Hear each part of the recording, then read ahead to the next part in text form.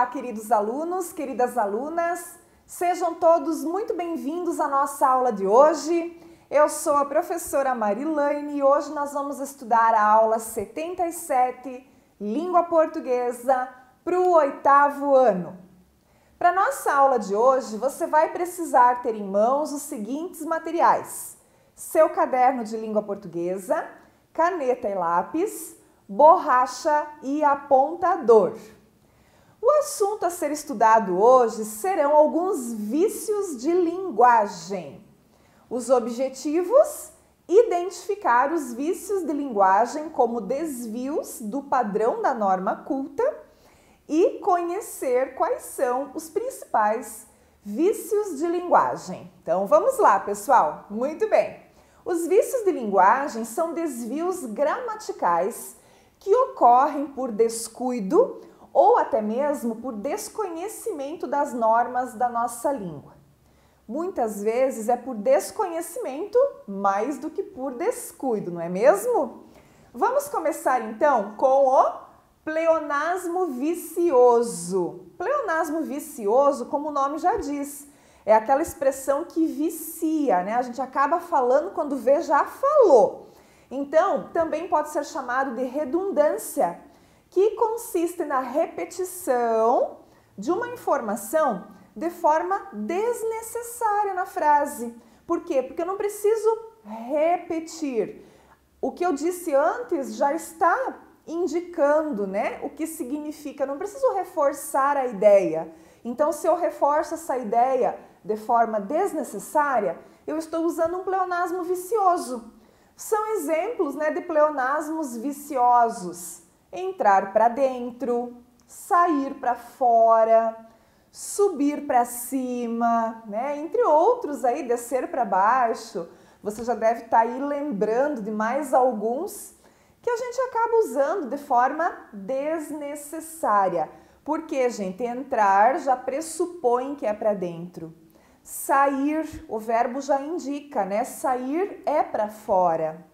Subir é para cima. Então, no significado do verbo já contém essa informação. Se você usar uma repetição, vai ser desnecessário, vai ser redundante e vai ser um vício de linguagem. Solecismo, né? Também é um vício de linguagem. Vocês já viram nas figuras de linguagem que tem uns nomes bem esquisitos, e aqui nos vícios de linguagem também nós temos nomes bem diferentes. Então, o solecismo é o desvio sintático da língua, aquilo que tem a ver com a sintaxe. E é bastante comum na nossa linguagem oral, tá? É quando a gente erra questões de concordância verbal, concordância nominal, regência verbal, regência nominal, porque muitas vezes nós desconhecemos a regra, desconhecemos o uso correto dos termos e acabamos cometendo, então, né, o que a gente chama de solecismo. Olha lá o exemplo, então. Posso ir no banheiro? Não é assim que a gente fala? Quando a gente vai, a gente sempre emprega, né, a preposição em ir no banheiro, ir na escola, né, ir na cozinha. Então, esse no e na está sempre presente com o verbo ir na nossa fala. Entretanto, a gramática normativa nos diz que o verbo ir, ele deve ser regido da preposição a. Por quê? Quem vai a algum lugar, né? Então, ali a gente teria um erro de regência verbal. O correto seria: posso ir ao banheiro? Né? Então, quem vai a algum lugar. Quando a pessoa desconhece as normas gramaticais, é muito comum ela cometer esse tipo de erro na linguagem oral, tá? E a gente vai chamar isso, então, de solecismo, e é um vício de linguagem. Barbarismo, né? Esse nome aí já vai dizer pra gente: nossa, parece algo assim bem bárbaro, né? Então, é o uso incorreto da palavra. E aí nós vamos ter vários tipos de barbarismos, né? Eles podem ocorrer, por exemplo, a nível fonético, né? Que pode ser um um erro de pronúncia, que tem a ver com o som, pode ser a nível morfológico, uma irregularidade na palavra, pode ser semântico com relação ao significado, né? Então, toda vez que a gente comete um barbarismo, a gente está fazendo uso incorreto de alguma palavra. E aí são exemplos, né, de barbarismo. O gratuito. Quantas pessoas falam gratuito, colocando esse acento no i que não existe? Qual é a pronúncia correta? Gratuito, né? Não tem acento, a pronúncia é gratui, não gratuí. Então seria chamado de erro de pronúncia, tem a ver com a fonética, com o som. Problema. Quantas pessoas, né, têm dificuldade de pronúncia em algumas palavras? Problema é uma delas. O correto, problema, né? Então tem dificuldade na articulação dessas consoantes e acaba cometendo este erro de pronúncia, que também tem a ver com a fonética, né, com o som. Jeito, escrito com G, quando o correto é escrever jeito com J. Seria um erro de ortografia, tá? E é o que nós mais temos na nossa língua portuguesa. Pessoas que cometem erros de ortografia. Por quê? Porque desconhecem como que escreve a palavra. Talvez por falta de leitura, né? Ou por não se interessar em pesquisar qual é a forma correta, né? Por não pensar em que o som do G pode ser letra G ou letra J, né? Então são coisas que precisam ser pensadas, né? Para que a gente evite de cometer esse tipo de erro, que está dentro do vício da linguagem. O nome já diz, né? Vira um vício. Então você começa escrevendo errado, não se preocupa em pesquisar o certo e vai escrevendo errado, né? Então sempre tirar a dúvida, pesquisar. Palavra show, ao invés de você usar a palavra espetáculo, que a gente vai chamar de estrangeirismo. Então eu peguei uma palavra lá de outra língua e trouxe para minha. E eu uso essa palavra aqui, né? Show. A gente não chama de espetáculo, a gente chama de show. Então, quando a gente faz uso também do estrangeirismo, ele está dentro do vício de linguagem, né? E chama-se barbarismo. Então, quanta coisa que abrange só esse tópico aqui, né? Do vício de linguagem chamado barbarismo. Cuidado, então, com os barbarismos da língua. A ambiguidade, né? Que seria o duplo sentido ou a duplicidade de sentidos numa palavra, numa expressão, num enunciado. E essa possibilidade de duplo sentido vai dificultar o entendimento do texto, né? Vai gerar dúvida. Vamos ver o exemplo que a professora trouxe? Quero um hambúrguer? Quero, completo, mas suspenda o pepino. Ele devia ter dito por quanto tempo, né? Então, qual é a ambiguidade presente aqui nesta tirinha do agar, né? Olha só, pessoal. Ele falou suspenda o pepino. Suspender é uma palavra que tem, né, esse duplo sentido. Suspender de cancelar ou suspender de ficar suspenso, né? Então ali o senhor que estava preparando o hambúrguer, ele entendeu que esse suspender era para ficar segurando o pepino suspenso no ar. Então gerou o que ali? Gerou uma ambiguidade, gerou um duplo sentido. Então a gente tem que cuidar com as frases que a gente fala para não deixar elas ambíguas e gerar essa dúvida, né, no nosso interlocutor. Eco, também um vício de linguagem. O eco tem a ver com o som, então é a repetição de palavras que rimam, que têm a mesma terminação. Só que essa questão de rima aqui do eco não é a rima que a gente emprega lá na poesia. É num texto escrito em prosa, um texto, digamos, um texto jornalístico, um texto de propaganda, não é poesia, porque na poesia a gente pode usar palavras que rimam, né, para dar a sonoridade, a musicalidade. Então aqui eu estou falando de textos que não são literários. Então a gente tem que evitar de usar palavras com a mesma terminação em textos que não são literários. Olha lá um exemplo de eco, ó. A divulgação da promoção não causou comoção na população. Você não está fazendo poesia, você está escrevendo ali um texto, né? Está dando uma informação e aí colocou essa divulgação, promoção, não comoção, população. Parece um versinho, todo rimado. E não é o caso, porque não é um texto literário. Então, em textos não literários, a gente tem que tomar o maior cuidado e evitar o eco.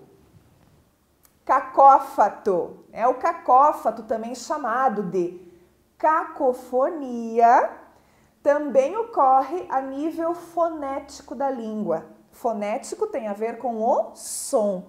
É aquele que a gente escuta e gera um som ruim, um som desagradável e, por vezes, pode até gerar um som engraçado, da junção de duas palavras na frase, e quando você vai falar a frase, parece que você falou uma outra palavra, né? Então isso é uma cacofonia ou um cacófato. É bom a gente evitar também. Olha lá o exemplo. Vi ela ontem pela manhã. Vi ela. Eu até grifei de outra cor.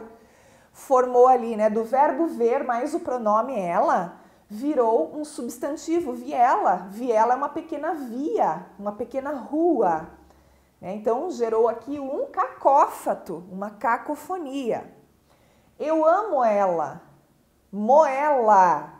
O verbo amar mais o pronome, né? Mas a pessoa escutou só o moela. Moela é o quê? Moela é uma partezinha lá do frango, né? Que a gente usa para pôr na sopa ou faz um delicioso molho de moela. A professora adora, eu adoro. Então, olha só, moela, né? Saiu ali um som esquisito, um som desagradável, um som engraçado no amo ela, né? Então, isso é cacofonia. Olha só, o quadrinho que eu trouxe para vocês também contém um cacófato. Pegue meu carro, por favor. Céu tá cinza, né? Não, até que o céu está azul. Quando ele falou céu tá cinza, ele estava falando do carro. Mas o que é que deu para entender? Que o céu estava cinza. E aí foi o que ela entendeu. E ela disse, não, o céu está azul. Então isso é um cacófato, quando na junção de duas palavras você entende uma outra coisa, né? Uma terceira palavra, ok? É bom a gente evitar também. Hiato, também um vício de linguagem. O hiato é um vício linguístico que representa a repetição de vogais no discurso. E essa repetição, ela pode deixar a nossa língua meio embolada na hora de falar, tá? Então, provoca um fenômeno que a gente vai chamar de dissonância ou discordância sonora, tá? Por exemplo, ou eu ou a outra ganhará o concurso. Olha que som ruim que ficou. Na hora de eu ler essa frase, eu quase me atrapalhei. Por quê? Porque embola, né? Pela repetição dessas vogais ali, ou eu, ou a outra. Ficou muito ou eu, ou, né? Parece que você está com uma batata na boca para falar. Então, isso a gente chama de hiato, discordância sonora. Temos também a colisão. Colisão, muito parecido com o anterior, né? Muito parecido com o hiato. Também ocorre a dissonância, só que é por meio de repetição de consoantes. O peão parou próximo à porta. É meio que um trava-línguas, né? Então, isso também dificulta a nossa pronúncia, dificulta a sonoridade da frase. Então, essa repetição da letra P, né, muito próxima uma palavra da outra, a gente vai chamar de colisão, né? E fica mesmo estranho falar frases com palavras sempre iniciadas pela mesma letra, não é mesmo? Plebeísmo. O que é um plebeísmo? É um vício de linguagem que a gente atribui ao uso de termos coloquiais como gírias ou palavras de baixo calão. O que são palavras de baixo calão? São palavrões, tá? Também outras expressões informais, né, podem entrar aqui no plebeísmo. Então, quando se usa muita gíria ou se fala muito palavrão, é um vício de linguagem e recebe o nome de plebeísmo. Então, a mocinha ali tá falando algumas gírias, ó. Partiu, essa parada, caraca, sinistro, maneiro, já é, na moral. Então, assim, né, não é que você não deva usar, mas tem que cuidar para não usar isso em excesso e também saber em que situações você pode usar. Você pode, por exemplo, falar gírias se você vai para uma entrevista de emprego? Não. Então, cuidado, né? Você pode falar gírias com a sua turminha de escola ali, os seus amigos? Pode. Então, saber as situações em que você pode e que você não pode, certo?